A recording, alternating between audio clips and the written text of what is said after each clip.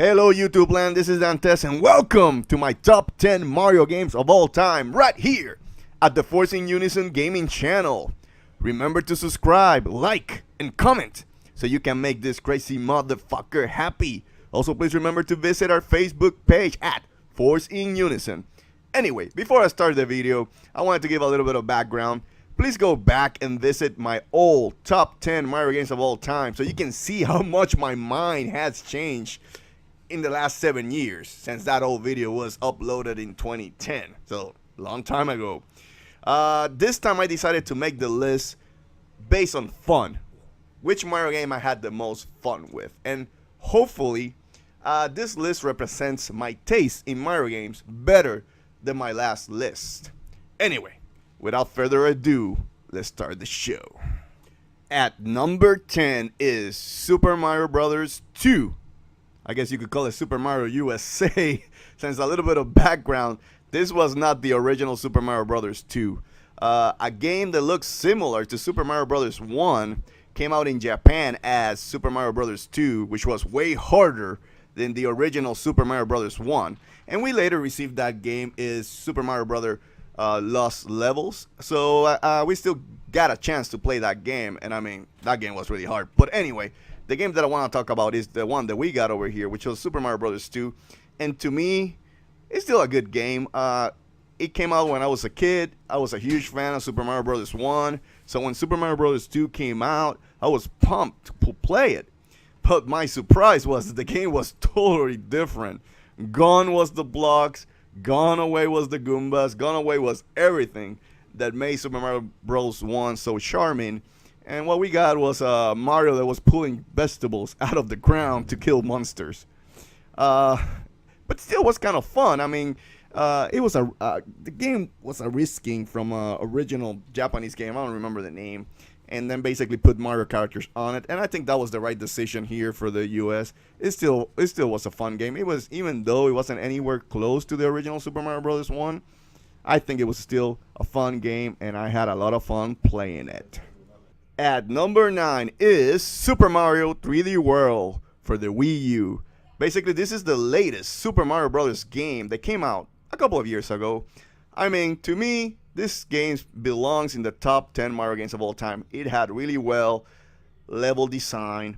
I mean, I went in that game and collected every single star possible. Also, it was a lot of fun to play with family and friends. I mean, the fun about who would get the crown and who would get the highest score at the end of the level. And then you can be a troll in this game. You could be a pain in the ass if you wanted to. But you also have to work together because there was only one set of lives for all characters as you play, which I wasn't a big fan of. Still, this game, it was really fun. I think what hurt this game is that a lot of people wanted the real Super Mario 3D game, right? Everybody wanting a Super Mario Galaxy 3 or a Super Mario 64 2. So that's probably what hurt this game. I still think this game was a lot of fun. But I'm really looking forward to the new Super Mario Odyssey for the Switch. At number 8 is Super Mario Galaxy 1. And you may be surprised that I have this game so high on my top 10 Mario games of all time. But the reason is because Super Mario Galaxy 2 is way low. I mean, I always felt the Super Mario Galaxy 2 was perfect. And it was a way better game than Super Mario Galaxy 1. But I don't want to take credit out of this game because this game was really damn good. I mean, this is level design to perfection. I mean, the way the developers at Nintendo was able to be creative in the platforming and how gravity affected your platforming as you went through the level was pretty damn good. Also, at the same time, I mean, when this game came out, it was a really good looking game. I mean, even though the Wii was a 480p system, I mean, this game had good graphics and looked really damn good. It just makes me wish that the Wii was a HD console. Anyway, I don't have anything else to say. This game is freaking awesome. At number 7 is Super Mario Bros. 1, the game that started it all. I mean, this game was pretty great in its day, and it's still a really good game. I mean, I remember the first time I played this game in an arcade. This is the game that made me buy a NES. I mean, the first time you stomp on that Goomba, you were like, okay, this is really good. And then you see those scrolling stages. And I mean, it wasn't the first time I saw scrolling stages. I saw a Pitfall 2 in the Atari 2600. But at the same time, this was way better graphics. Then you also have power-ups, like the flower. You could throw fire at the monsters, which the fire power-up really make the game way easier or manageable, because the game was not easy, trust me, unless you were taking some shortcuts. There were a couple shortcuts in the game. The story, again, simple Mario story. Just, you gotta save the damn princess against King Koopa. Now, admittedly, if you read the booklet about this game, the story was a little bit dark. I mean, supposedly Koopa turned all the mushroom people into blocks. So basically, as you were breaking blocks, you were killing people. Yeah, really dark. I went there. I mean, I don't want to take credit away from this game, because this game inspired a lot of games in the NES era. So it's a trailblazing game, and it belongs in any top 10 Mario game list of all time. At number 6 is Super Mario Sunshine for the GameCube. There's a lot of love-hate relationship with this game. A lot of Mario fans did not like this game, and I don't understand why, because this game was pretty good in my opinion. I mean, it's maybe not as good as the original Super Mario 64, but it's still good in its own right. The game had a lot of inventive mechanics. I mean, the squirt gun, whatever you want to call it, I forgot the name of the thing in the back of Mario, where you could suck on water and then fire, and use it for platforming, for jumping. I thought it was innovative, and instead of getting stars, you would get sunshine sprites or sun sprites. So again, I know maybe not as good as the original Super Mario 64, but in my opinion, it gave you something that Mario 64 did not give you, which was a higher challenge, because I felt that this game was harder. There were some stages that I was pulling my hair out trying to get that sun sprite. Anyway, I want to give it credit. I think it belongs in the top 10 Mario games of all time. So there it is, number 6. At number 5, Super Mario World. Anyone out there who remembers that jingle, it probably was a kid who used to watch all the Mario cartoons. And I remember the old Super Mario World cartoon. It was pretty fun. Now, if you watch it today, it kind of sucked. But still, I mean, when you're a kid, everything is good. Still, Super Mario World was one of the best Super NES games out there. I mean, it was one of the first games that came out, and it still belongs in like a top 10 Super Nintendo games of all time, because Super Mario World was perfection. I mean, the platforming, I think, was even a little bit better than Super Mario Brothers 3, and it was a little bit even, maybe I would say, fun in a sense. I still give Mario 3 a higher nod because of all the power-ups that you could have in the game, but still, Super Mario World, there was so many secrets in the overworld. I mean, you spent time just going through each stage, trying to find every warp pipe so you can find all the little hidden stages, because there was, like, if I remember correctly, like 94 stages. So, and every stage was fun. Even Star Road. I mean, Star Road gave you a challenge. And it was really fun when you found Star Road and you went through each stage trying to find the secrets so you can continue opening the Star Road. So Super Mario World was just fun.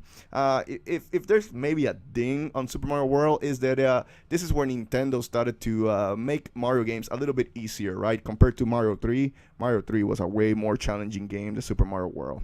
Anyway, this game is still one of the best Super NES of all time, and it belongs in this top 10 Mario games of all time list. At number 4 is Super Mario Bros. 3 for the NES. This game is really close to Super Mario World. To me, they're basically tied. The reason I give Super Mario Bros. 3 the nod over Super Mario Bros. World is because of the power-ups. It was so fun playing with different power-ups, and there was a lot of strategy in using those power-ups. Like, if you were going to a stage that required a lot of swimming, you were taking that freaking frog suit with you, trust me. But also, the other reason why I gave this game a higher nod is because it's a challenging game. I mean, and I like challenging Mario games. So Super Mario World kind of started Nintendo going into more of a easier route for Mario games. This game was still pure hell. When you got to level 7, Pipe World, damn, I hated that stage. I mean, I got lost plenty of time, but I still survived. The other fun part about Super Mario Bros. 3 was there was no save system. No, you had to beat the game in one sitting. And trust me, this is a long game, so you better find those flutes if you want to beat the game faster. This is one of those games that probably people would just let the TV stay on and the Nintendo stay on until they came back from school, because there was no save system. You had to do it all in one sitting. Anyway, still a great game. You have to put this game in the top 10 Mario games of all time, because this was one of those perfect games for the NES. At number 3, Super Mario RPG for the Super NES. Oh, this is one of my favorite games. I mean, I love RPGs and I love Mario games. And you've merged two of them together, you just get a perfect baby. This is when Squaresoft and Nintendo was buddies. And they allowed Square to take the Mario IP and make it into an RPG. And I mean, that was great move, Nintendo. I mean, you should do it again, honestly. Well, not with Square, maybe with Atlas. But anyway, and the reason I say that is because this game came out of left field for me. And I was like, okay, I don't know what to expect with a RPG and Mario game, right? I love Final Fantasy. Am I going to like this game? But I ended up loving it. I mean, right off the bat, you started the game, and then you was like, okay, it was another Mario game. You were trying to save the princess from Bowser, and then boom, plot twist. And everything changes, and it takes you to a long-ass adventure. You even end up using Bowser as part of your party members. The other big thing that I love about this game is how they took Mario gameplay elements and made it into an RPG, right? Even the attacks for Mario was like jumping on top of monsters, using the hammer, shit like that. It just kept it true to the roots of what a Mario game is. So, I mean, to me, Squaresoft did a great job for this game. I mean, Squaresoft just did an awesome job during the Super NES era.